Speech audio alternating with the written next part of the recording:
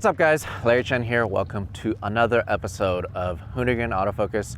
Today we're focusing on an interesting automobile. We're actually out here at Bowling Green for Holley Mopar Fest, also known as Mo Party. I always like to drive around looking for the most interesting cars and the cars that stand out, whether it be the show cars, the drag cars, autocross, whatever. We have James, the owner here, and you actually built this too. Yes, yeah. Built quite a few cars, and this is by far my fastest. What is this? Can you tell us? Because I don't even know what this is. Yeah, this is an '86 Dodge Omni GLH. Carroll Shelby actually came up with the name. He got out of it on a road course and said, "Man, that thing goes like hell," and that just stuck. So they called it the Omni GLH. So GLH actually stands for glows like hell. It sure does. Yep. And then Shelby actually came out with his own version shortly after, and he called it the GLHS, which was goes like hell some more. And my mom actually owns one of those. Oh, okay. So this is the one we race, and she's got hers as more of a show car. But yeah, this, out of all the cars I've ever owned, this is by far my fastest. You know, at first glance, obviously it's front wheel drive. It honestly, it looks like the US version of a Volkswagen, like a GTI. So that's actually interesting. The GTI came out and it had an ad that said "Fly, fly GTI," and the Dodge responded with the GLH and it said "Die, die GTI." And it was a very cool magazine article. I still have it today. It's just such a cool car. I mean, it has an interesting look. Like, obviously you added this splitter. I did, yeah. But I mean, with the fog lights, it honestly, from the front, it could potentially be like a rally car-esque look. But as soon as you get to the side here, you know this is there's some serious business. So, did this car originally come with a turbo? It did, yeah. So the early models were just a GLH. They were a high output. They basically put a little bit hotter cam in it and shaved the block 30 thousandths just to give it a little more compression. The very next year, they added a turbo. So they went from 110 horsepower to 150 horsepower. And they actually are called the GLHT for turbo. But obviously now it doesn't have 100 and... It might have just a little bit more than that. How much power does it have now? It's 577 to the wheel and about 565-ish torque to the wheel. A little bit bigger turbo than stock. Still running 8 valves, still single overhead cam. So it's actually the original motor, but it's just super hopped up? So the original motor was a 2.2 liter, and this is a 2.5 liter out of a minivan. They just had a longer stroke. So it's one of the longest stroke motors that Chrysler made. It's a 409-inch stroke. So they don't really rev really high. They're not like an import, you know, that rev to 8,000. I'm shifting this thing by 6, you know, and if I shift by 6, I'm usually, worst case, 6,500. After that, it's not making any power, you know. It's like it's got so much torque on the bottom end. So it's, in essence, it's actually pretty big 4-cylinder then. It is, yeah. It's 348 bore, 409 stroke, 4-cylinder. Pretty big for today's standards anyway. And it came out originally in the Caravan? It did, yeah. The 2.5 liter was a later model engine. I mean, you can find them in other vehicles. This one actually just came out of a Caravan. The 2.2 can actually make more horsepower just because it's shorter stroke, it can rev higher, but I really like the torque. You know, I've always been in love with the 2.5 torque. It's so much fun street driving. We've obviously ran drag week quite a few times with it, and the street portion is so fun in this car. It's so light and so much torque, you know. Now that you think about it, you know, I bet you I have photos of this at drag week.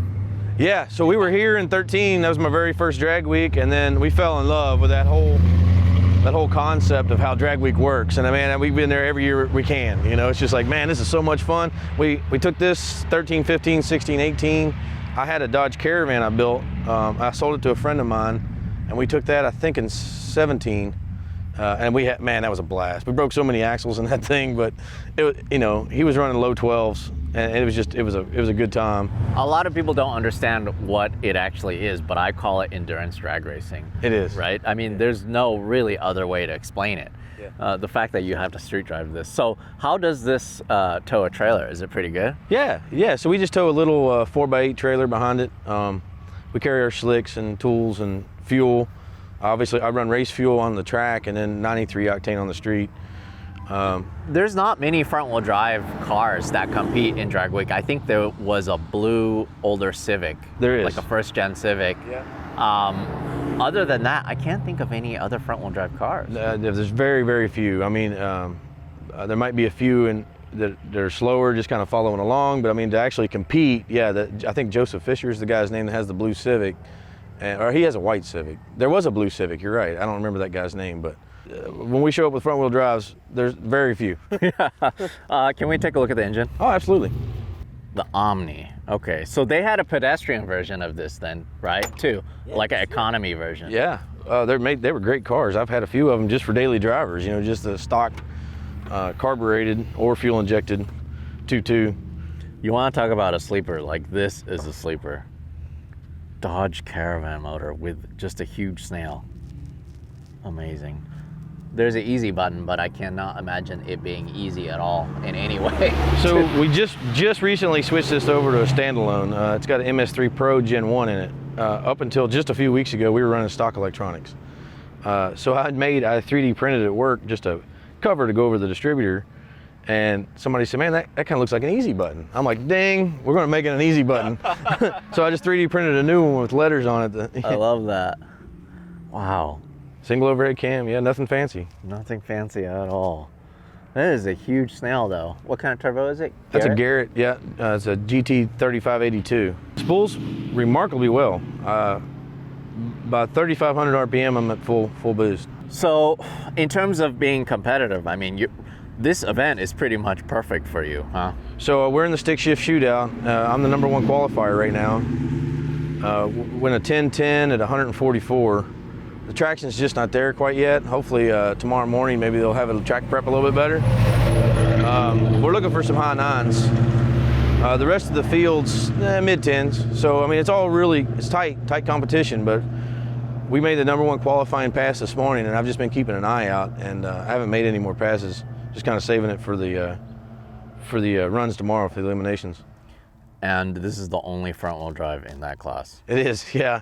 There's a few new challengers. I think there's a Demon, maybe a Hellcat, and a Dakota. And the Dakota's doing really good too. I think he's the number 2 qualifier. And also, this is the only 4-cylinder. This is definitely the only 4-cylinder. It's interesting to me. I love these kind of events so much because it just, I mean, this fits in. You know, it is a Mopar, right? I mean, it is a Dodge. Yep. So why not, right? I mean, I love going to Dodge events. The people are usually so friendly, and you know, we do other stuff. Obviously, we do Drag Week, and but I've had this car parked for a couple years. I've just been playing with other stuff. I built that van and sold it to a friend of mine. I built a little Dodge Dakota we ran on Drag Week last year. It's a 4-cylinder turbo as well, rear-wheel drive, 5-speed, and we ran that on Drag Week and had a good time. And my wife and my mom actually said, hey, you need to get the Omni back out and go actually, you know, whoop some butt. So I was like, well, if I'm getting it back out, we're not messing around with stock electronics anymore. We're going to go standalone. So I finally bit the bullet, found a Mega Squirt, put it on there, LS truck coils, you know, low dollar motorsport sensors, Snake Eater performance injectors. You know, you can really do it on a pretty tight budget. I love that. It just, everything is hidden pretty well too, like the intercooler. I try to keep it as stock looking as I can. You get some interior shots. I mean, you'll see the gauges are all stock, and you know, I've got little things, indicators hidden in there, you know, to tell me what's going on while I'm going down the track. But other than that, we just data log. You know, we get back and look at the log, and you don't need all those fancy gauges for going fast. Yeah, in terms of keeping it stock looking, the outside, besides the wheels, you can't really tell. And even with the wheels, you went out of your way to make it almost look stock. Yeah, I sure tried. Yeah. But it's funny because the front is so wide and the rears are just so skinny. Like these are like pizza cutters. Yeah, that's actually what most people call them, pizza cutters. But like this is a solid wheel, but you just cut this out to make it look like. Yeah, so those are really early Bogart. I think they called them Dragon Stars or Fly Stars, and I think it fits the 80s look, you know. It's a pretty early wheel, you know, going for that old school look and try to keep it as stock looking as I could. It's so clean. And then Is this glass? Is this? Oh no, this So is all not. the back windows are Lexan. Okay. I try to keep them smooth. I kept original glass here so I can roll them up and down because we do quite a bit of street driving. The windshield's glass, front door's glass, everything in the back's Lexan. Have you weighed this? 2455 as of Thursday when I got here. 24. That's with me in it, full race weight. Can we take a look at the interior? Absolutely. Even the seats, they're like upholstered to kind of match the interior. Yeah, so obviously I have to run the safety equipment. It didn't work that well with the stock seats. They're way too cushy and I didn't feel safe being strapped into a cushy seat. So we put these hard buckets in. They're actually really comfortable though. I mean, we've done thousands and thousands of miles on drag week in these seats and they're perfectly fine. We tried to hide the roll cage as best we could. Once we started going over 135 mile an hour, NHRA says we had to do full hoop, halo and front bars. So the best I could, we tried to hide them. Try not to cut up the dash and everything. Yeah, it's kind of, so you're telling me this is stock. Stock, yep. It actually, the finish is actually really nice. Yeah, it's all pretty decent The stuff. materials, and I love like the velour or whatever it is on the back. Yeah. Like the seats, they actually look pretty comfortable. Yeah, I'm I mean, surprised. other than the cage being in your way, it's not a bad seat. It does look pretty good. It's a black car with a red interior. Yep. Huh. And like you said, the gauges, everything is stock, and all of that works still? All of it works. Yeah, the speedometer I switched to an electronic. It's actually a Summit brand, but the rest of the gauges are stock. You'll see some little LEDs. They're little indicators for me, just make sure everything's safe on going on the track. And I've got a hidden boost gauge over here and an old AC vent.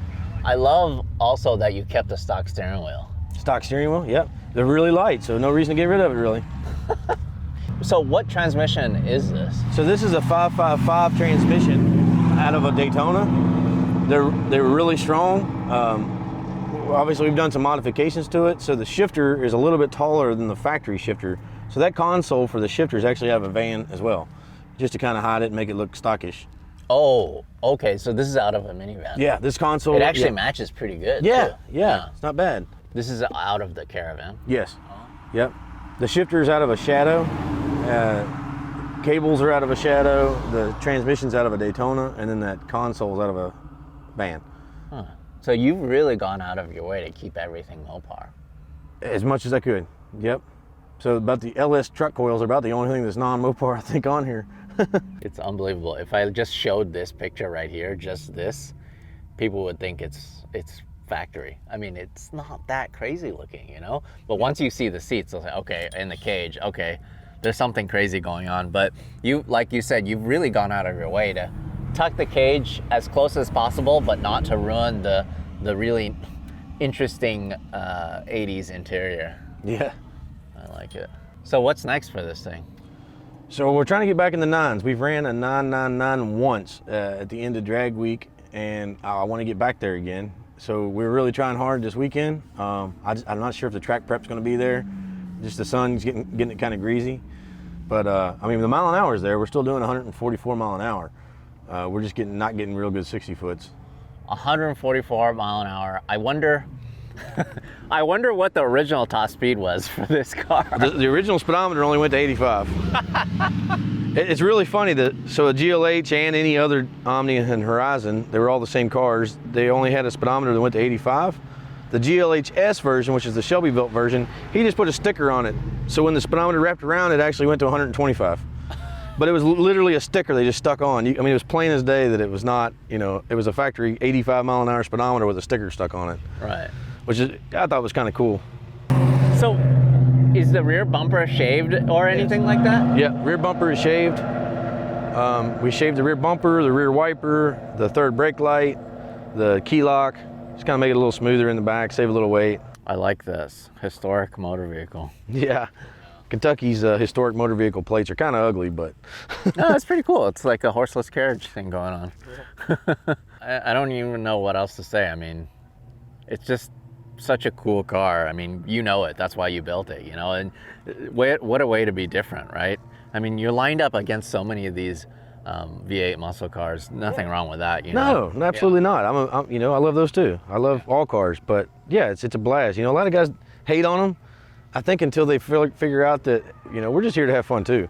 You know, we're not here to try to show off. You know, we're not four-cylinder fans. You know, we just like to race and have a good time. And this is you just like going fast. I do. I absolutely love going fast. And on top of that, it's such a visceral experience for you, I'm sure, because you have to do so much. You have to shift. Is there like a line lock or anything for the rear? I only do a line lock for the burnout. That's it. Okay. And then after that, I'm just sitting still, hopefully, and I got a 2-step, you know, staging rev limiter, and I just sit on that. This Pro Tree this weekend, we're cutting great lights on the Pro Tree, and you know, as long as the car doesn't move, we just sit there with the clutch pushed in, first gear, bump it in a little bit, sit on the rev limiter till the other guy gets there, and drop the hammer. You just sidestep the clutch? I'll ride it a little bit. Okay. If I sidestep it, I usually just immediately light the tires. So I kind of ride it out a little bit. This is it's a great clutch. It's a ceramic material that can take the heat of riding it. The ceramic, I usually toast those pretty quick, but the ceramic material, it can take it. So it's been holding up. That clutch has been in there a few years now. Actually, the motor's been in there since 2013, I think.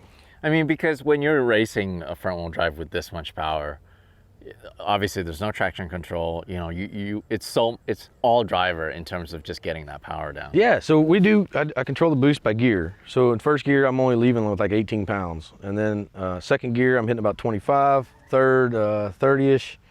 And then, you know, fourth, I'm doing full bogey, like 38 to 40 pounds of boost. That's where we really get the trap speed, but the ET's not always there. What worked last week when we ran at the track is definitely not working this weekend, because I was leaving with more like 25 pounds of boost in first, and it was sticking. Now I've got it all the way down to 18, and this morning I still fried the tires off. So still getting decent ET, still #1 qualifier. Hopefully tomorrow the track prep will be a little bit better, and I'd love to see that 9 again. Yeah, well, I mean, I hope you come away with a win. I think that would be interesting, and who knows, maybe this might be a trend at these kind of events, you know? You know, I haven't seen these cars at any of the Mopar events for quite a few years, and yeah, I hope it does. I really hope they start coming around again. You know, there's a couple SRT4s here this weekend. I would have really expected a lot more, but I don't know. Hopefully we'll see a few more eventually.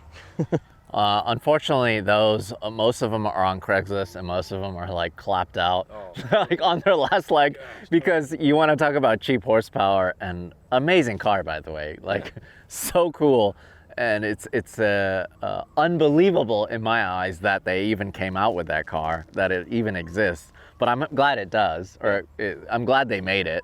But it's too bad they don't make anything like that anymore. It's a great little car. We have one in our family. It's more of a show car, but I daily drive it. It runs low 12s, you know, with not much work. I mean, a Ford Motion Enforcer 1 turbo and a tune, and man, low 12s all day. Well, James, thank you so much for showing us this build. It's so cool. I hope you win tomorrow. I really hope. And also, I cannot wait to see it go down the track tomorrow. Awesome. Yeah. This event is so crazy. We're going to look for more cars, and then I'll see you guys then.